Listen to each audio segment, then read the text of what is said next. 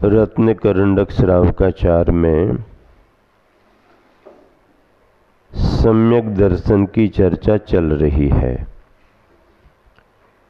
सम्यक दर्शन का अर्थ है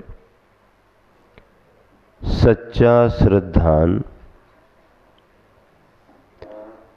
सही सही हमारा विश्वास होना चाहिए। सम्यक दर्शन के लक्षणों में कल ये बात कही गई थी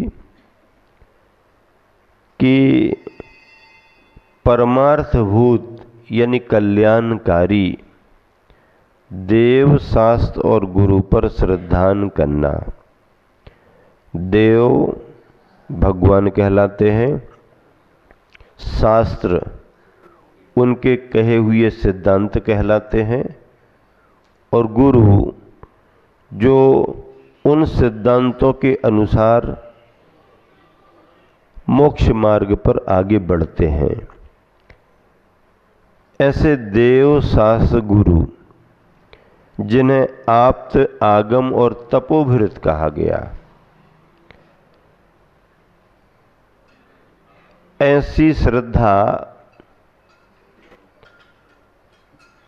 परमार्थभूत देव, शास्त्र, गुरु पर होनी चाहिए, जिसमें शर्तें भी रखी थीं। मूढ़ताओं से रहित हो, अहंकार 8 प्रकार के उनसे रहित हो, 8 अंगों का पालन करने वाला हो। ये चर्चा कल आई थी। आज सम्यक दर्शन के स्वरूप में देव की अर्थात आप्त भगवान की चर्चा करनी है। वैसे देखा जाए तो सम्यक दर्शन की और भी परिभाषाएं बनती हैं। ये जो परिभाषा बनी है, देव, शास्त्र, गुरु पर श्रद्धान करना सम्यक दर्शन है, ये परिभाषा चरणानुयोग के अनुसार बनी है। अनुयोग कथन पद्धति है भगवान की वाणी में। ये परिभाषा चरणानुयोग के अनुसार बनी है। करणानुयोग के अनुसार अगर परिभाषा बनाए तो सम्यक दर्शन की परिभाषा अनंतानुबंधी, कसाय संबंधी, क्रोध, मान, माया, लोभ, ये 4, और दर्शन मोहिनी संबंधी मिथ्यात्व, सम्यक मिथ्यात्व और सम्यक्त प्रकृति, ये 3, अर्थात इन 7 प्रकृतियों के 6 से छायक सम्यक दर्शन, उपसम होने पर औपसम्यक सम्यक दर्शन और 6 उपसम होने पर छायोपसम्यक सम्यक दर्शन होता है। ये परिभाषा करणानुयोग संबंधी है। 7 प्रकृतियों का 6 उपसम उपसम, इस परिभाषा को भी ध्यान में रखना पड़ेगा। अब आप तत्वार्थ सूत्र पढ़ते हो, उसमें भी परिभाषा लिखी है। क्या परिभाषा लिखी है? तत्वार्थ श्रद्धानम सम्यक दर्शनम। क्या परिभाषा लिखी है? तत्वार्थ श्रद्धानम सम्यक दर्शनम। अथवा आचार्य कुंद कुंद स्वामी ने कहा जीवादि सद्दहनम सम्मतम। जीवादि को पर श्रद्धान करना सम्यक दर्शन है। अथवा तत्वार्थ श्रद्धानम सम्यक दर्शनम। अब देखो इसमें 2 शब्द जुड़े हैं। अकेला तत्व भी नहीं है और अकेला अर्थ भी नहीं है। तत्व श्रद्धानम सम्यक दर्शनम नहीं कहा, अर्थ श्रद्धानम भी सम्यक दर्शनम नहीं कहा। तत्वार्थ, तत्वों के अर्थों को यानी भावों को समझते हुए जो श्रद्धान किया जाएगा वो सम्यक दर्शन है। तत्व की परिभाषा तुम्हें पकड़ में आए या ना आए, जीव, पुद्गल, धर्म, अधर्म की परिभाषा पकड़ में आए या ना आए, परिभाषा को तुम बता पाओ ना बता पाओ वो बात की बात है, लेकिन जीव कहने पर जीव का धर्म, जीव का स्वभाव ऐसा होता है, ये तुम्हारे अनुभव में आना चाहिए। पानी कह दिया तो पानी की परिभाषा ना बता पाओ, पानी के गुणधर्म ना बता पाओ, लेकिन पानी सुनने पर ये तुम्हारे अनुभव में आना चाहिए कि पानी पीने से प्यास बुझती है, ये तुम्हारे अनुभव में आना चाहिए। हम दूसरे को बता पाए ना बता पाए, तो तत्वार्थ श्रद्धानम का अर्थ यह है कि तत्व जो कहे हैं 7 तत्व हैं, जीव, जीव, आश्रव, बंध, संबर, निर्जरा, मोक्ष, इनकी परिभाषाएं बता पाए ना बता पाए, उनकी व्याख्या कर पाए ना कर पाए, लेकिन जिसका नाम हमारे सामने आया है उसकी भाव भासना हमारे अंदर आनी चाहिए। इसलिए तत्वार्थ, तत्वों का उनके अर्थों यानी भावों पर श्रद्धान करना सम्यक दर्शन कहा है। ऐसी परिभाषाएं शास्त्रों में बनाई गई हैं। देव शास्त्र गुरु के रूप में जो चरणानी योग की परिभाषा है, उसमें अब देव का आप्त का यानी भगवान का स्वरूप बतला रहे हैं। श्लोक नंबर 5वां सभी जन मिलान करें, उच्चारण कराऊंगा, सभी जन उच्चारण करेंगे। आप्तेनो छिन्न दोषेन सर्वज्ञे नागमेशिना भवितव्यम नियोगेन नान्यथा ह्याप्तता भवेत्, ह्याप्तता भवेत्। ये जो आखिरी में लिखा ना ह्याप्तता, ही आप्तता, ही आप्तता संधि करके ह्याप्तता कर दिया गया है। एक साथ मिलकर के उच्चारण करें। आप्तेनो छिन्न दोषेन सर्वज्ञेनागमेशिना भवितव्यम नियोगेन नान्यता ह्याप्तता भवेत्। भगवान का स्वरूप है। भगवान कौन होते हैं इसकी चर्चा इस श्लोक में है। नियोगेन, नीचे देखो अन्वयार्थ में, नियोगेन नियम से, निश्चित रूप से, आप्तेन आप्त को, उच्छिन्न दोषेन दोषों से रहित क्या होना ही चाहिए। अगर हमने किसी को भगवान कहा तो उन भगवान की कसौटी ये रहेगी कि वो भगवान दोषों से रहित होंगे।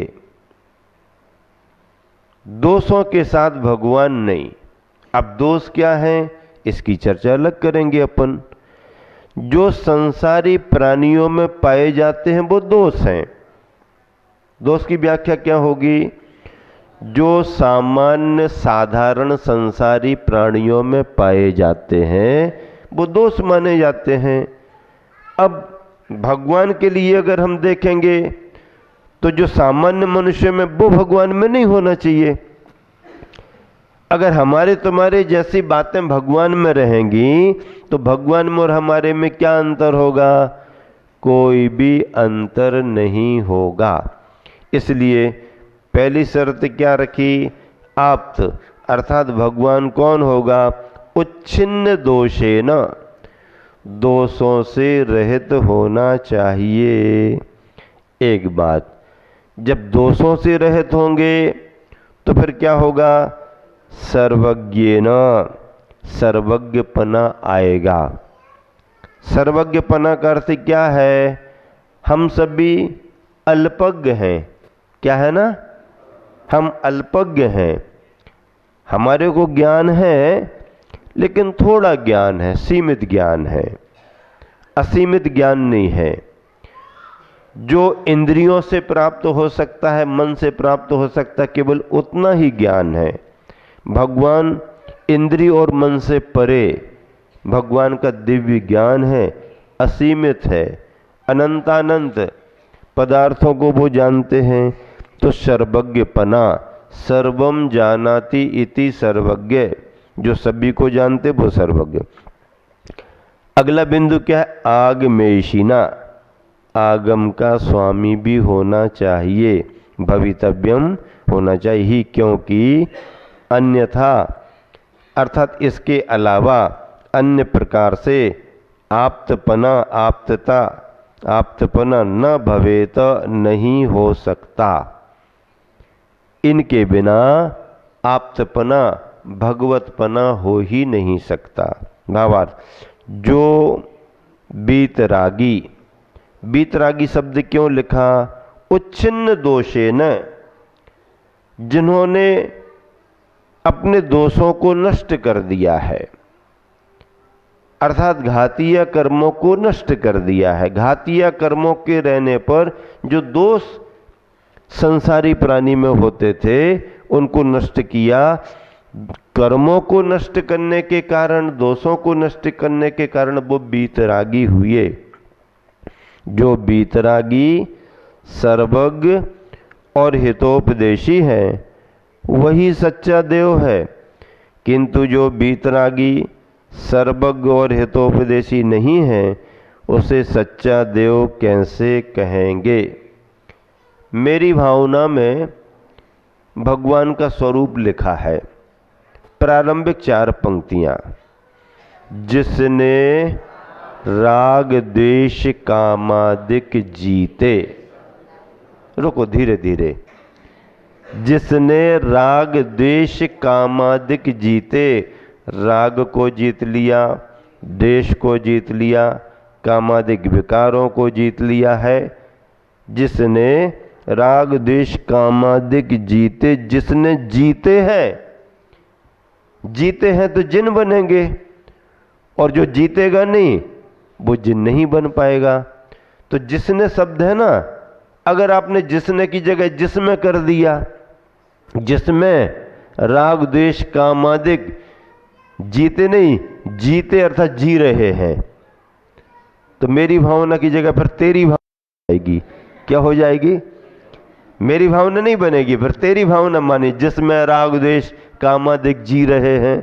नहीं, मेरी भावना में क्या है? जिसने राग द्वेष कामादिक जीते, जिस भव्यात्मा ने संसार में रह करके भी अपने अंदर के विभाव भावों को जीत लिया है, उन्हें नष्ट कर दिया है, फिर क्या होगा?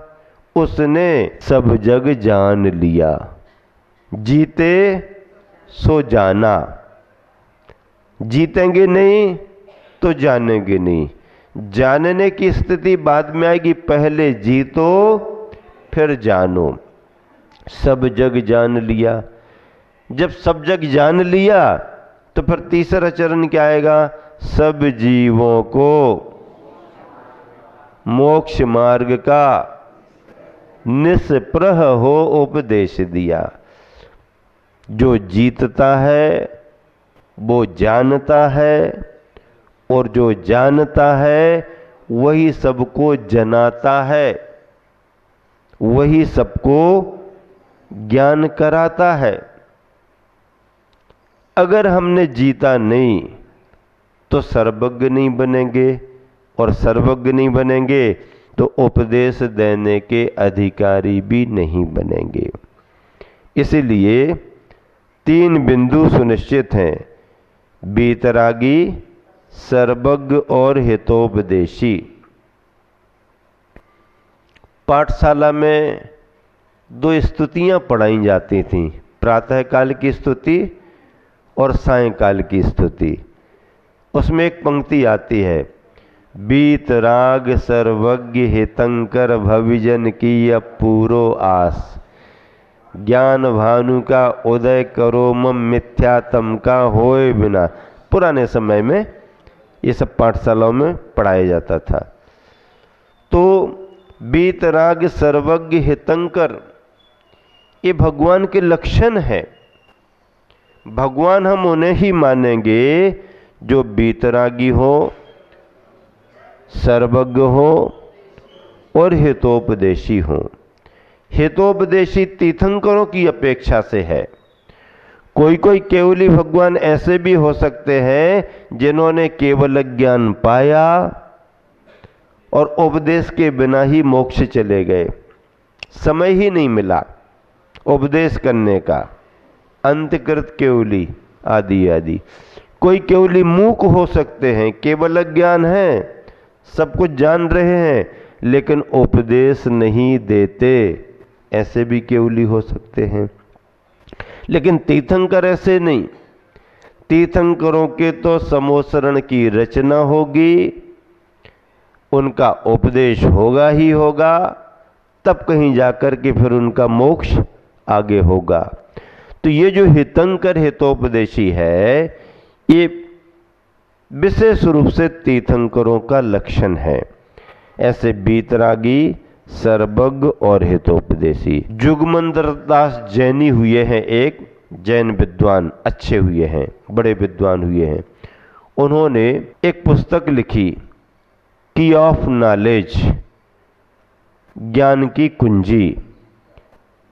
उसमें उन्होंने भगवान की परिभाषा बनाई। क्या बनाई परिभाषा? उन्होंने लिखा कि मनुष्य माइनस इच्छाएं बराबर भगवान। इंसान है और उसमें से इच्छाएं निकल गईं तो वो इंसान क्या है? वो भगवान हो गया। और भगवान प्लस इच्छाएं बराबर इंसान। क्या कर दिया? भगवान है, अगर उसमें इच्छाएं जुड़ गईं तो वो इंसान के बराबर है। God plus desire equal man, man minus desire equal God. ऐसी परिभाषा उन्होंने इंग्लिश में लिखी है, हमने आपको हिंदी में बताई। उन्होंने अपने अनुभव से लिखी कि भगवान कौन है? इंसान में से ही अगर उसकी राग द्वेष की इच्छाएं निकल गई तो वही इंसान भगवान माना जाता है। और हम जिसे भगवान कह रहे हैं, भगवान के स्वरूप में देख रहे हैं, पर उसमें राग द्वेषादिक प्रवृत्ति आ रही है, इच्छाएं दिख रही हैं, तो उसको इंसान ही माना जाएगा, भगवान नहीं। इसीलिए जैन परंपरा में जिन्हें भगवान कहा गया है उनके लिए अनिवार्य शर्त क्या है? अनिवार्य शर्त है कि बीतरागी हो अर्थात दोषों रहित हो, सर्वज्ञ हितोपदेशी। देखो दोहे का मिलान करें। दोष रहित सर्वज्ञ अरु आग में से हो आप, इन तीनों बिन अन्यथा नहीं आपता प्राप्त। गुरुवर आचार्य ने बहुत अच्छा पद्यानुवाद लिखा है, उसे देखें, मिलान करें, पढ़ करके फिर अगला श्लोक प्रारंभ किया जाएगा। 5वें नंबर का पद निकाल लें, पेज नंबर 98 है।